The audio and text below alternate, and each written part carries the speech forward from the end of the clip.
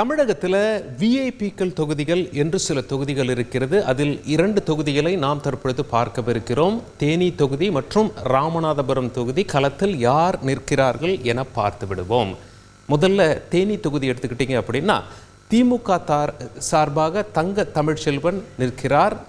அமமுக சார்பாக டிடிவி தினகரன் நிற்கிறார். இன்னைக்கு அதாவது அண்ணாமலை அவர்கள் பேசும்போது கூட ஒரு வார்த்தை சொன்னார், அதிமுகவும் திமுகவும் சேர்ந்து டிடிவி தினகரன் தோல்விக்காக உழைத்து கொண்டிருக்கிறார்கள் அப்படின்னு சொல்லி. அப்படி இந்த தொகுதியில் யார் யார் களத்தில் நிற்கிறார்கள் என்றும் நாம் பார்த்து விடுவோம்.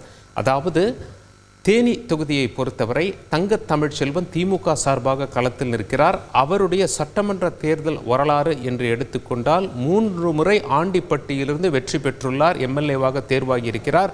நடுவில் நீங்கள் பார்க்கலாம் 2001 2011 வரைக்கும் ஒரு கேப் இருக்கு அப்படின்னு சொல்லி. அந்த காலகட்டத்தில் ஜெயலலிதா அவர்கள் ஆண்டிப்பட்டியிலிருந்து ஜெயிச்சது குறிப்பிடத்தக்கது.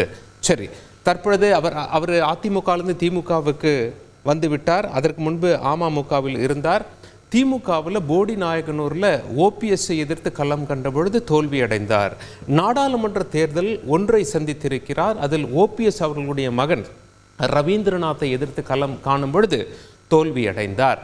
இது தேனி தொகுதியில் சென்ற முறை. ஆனால் இந்த முறை அவருக்கு காங்கிரஸ் கட்சியும் கம்யூனிஸ்ட் கட்சியும் கூடுதலாக நிற்பது. அதே நேரத்தில் பாஜக அதிமுகவிடமிருந்து பிரிந்து களம் காணுவது, வாக்குகள் பிரிந்தால் இவர் வெற்றி பெற வாய்ப்பு இருக்குமா என்பதையெல்லாம் பார்க்க வேண்டி இருக்கும். சென்ற தேர்தலில் கூட காங்கிரஸ் திமுக கூட்டணியில் தான் தேர்தலை சந்திச்சாங்க. சரி, இன்னொரு வேட்பாளராக இருக்கக்கூடிய டிடிவி தினகரன் அவர்களுடைய தேர்தல் வரலாறு என்று எடுத்துக்கொண்டால் சட்டமன்ற தேர்தலில் டாக்டர் ராதாகிருஷ்ணன் நகரில் வெற்றி பெற்றார். 2017 சுயேட்சையாக களம் கண்டார். அதற்கு முன்பு அந்த தொகுதியின் எம்எல்ஏவாக இருந்தது ஜெயலலிதா அவர்கள். 2021 அமமுக சார்பாக கோவில்பட்டியில் போட்டியிட்டு தோல்வி அடைந்தார். நாடாளுமன்ற தேர்தல் வரலாறு டிடிவி தினகரனுடையது என்று எடுத்துக்கொண்டால் 1999 பெரிய குளத்தில் போட்டியிட்டு வெற்றி பெற்றார். அதிமுக வேட்பாளராக அடுத்த தேர்தலில் தோல்வி அடைந்திருப்பது குறிப்பிடத்தக்கது. நீண்ட இடைவேளைக்கு பிறகு அவர் நாடாளுமன்ற மக்களவையில் களம் காணுகிறார். சரி, அப்படியே பக்கத்து தொகுதிக்கு வருவோம். ராமநாதபுரம் ஓபிஎஸ் அங்கே களம் காணுகிறார்.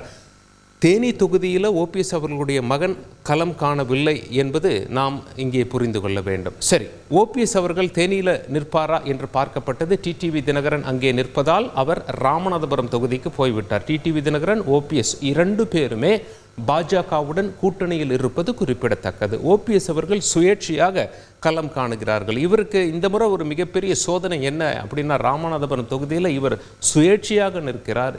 இவரை போலவே பல பேர் ஓபிஎஸ் என்ற பெயரில் அவங்க வேட்புமனு தாக்கல் செய்து அவர்களும் களத்தில் நிற்கிறார்கள். அதற்கு ஓபிஎஸ் கொடுத்த பதில் என்னன்னா, அவங்களுடைய பெயர் ஓ குறில் ஆரம்பிக்கும், எந்த ஓ நெடிலில் ஆரம்பிக்கும், மக்கள் புரிந்து கொள்ள வேண்டும் என. இருந்தாலும் சில பேர் மத்தியில் அந்த குழப்பம் நிற்கிறது. ஒருவேளை மக்கள் இவரை தெளிவாக அந்த ஓட்டிங் மெஷினில் அடையாளம் கண்டுகொள்வார்களா என. இதெல்லாம் அவருக்கு சவாலாக இருக்கையில் இவருடைய தேர்தல் வரலாறு என்று எடுத்துக்கொண்டால் தோல்வியே கிடையாது, வெற்றி தான். எம்எல்ஏ எலெக்ஷனில் பெரிய குளத்தில் 2 முறையும், போடி நாயக்கனூரில் 3 முறையும். ஏற்கனவே ஜெயலலிதா அவர்கள் முதல்ல போடி நாயக்கனூரில் களம் கண்டு வெற்றி பெற்றது நமக்கு நினைவிருக்கும். ரைட், அப்படியே நாடாளுமன்ற தேர்தல் என்று எடுத்துக்கொண்டால் அவர் நாடாளுமன்ற தேர்தலை ஓபிஎஸ் சந்திப்பது இதுதான் முதல் முறை. சுயேட்சையாக சந்திக்கிறார். இதில் சின்னம் அவருக்கு பாஜகவினுடைய சின்னம் இல்லைன்னா ஈஸியாக கண்டுபிடிச்சிருப்பாங்க மக்கள். சரி, அதெல்லாம் இவருக்கு சவாலாக இருக்கையில் தற்பொழுது களத்தில் யார் நிற்கிறார்கள் என்றால் சிட்டிங் எம்எல்ஏவான நவாஸ் கனி மீண்டும் அங்கிருந்து தேர்தலை சந்திக்கிறார். காங்கிரஸ் கூட்டணியில் இருக்காங்க. அது மட்டும் இல்லாமல் திமுகவுடைய பலம் இவருக்கு இருக்கிறது. அதிமுகவும் பாஜகவும் பிரிந்து களம் காணுகிறது. அதிமுகவில் ஜெயபெருமாள் இருக்கார். அவர் எத்தனை சதவீத வாக்குகளை பிரிப்பார் என்பதை பார்க்க வேண்டி இருக்கிறது. ஓபிஎஸ் பாஜகவின் ஆதரவில் நின்றாலும் சுயேட்சையாக களம் காணுகிறார். எந்த அளவிற்கு அவர் வாக்குகளை பெறவிருக்கிறார் என்பதையும் நாம் உற்று பார்க்க வேண்டியிருக்கிறது. இப்படியாக 2 தொகுதிகள் தேனி மற்றும் ராமநாதபுரம் சுவாரஸ்யமாக காணப்படுகிறது. செய்திகளை உடனுக்குடன் தெரிந்து கொள்ள உடனே சப்ஸ்கிரைப் பண்ணுங்க.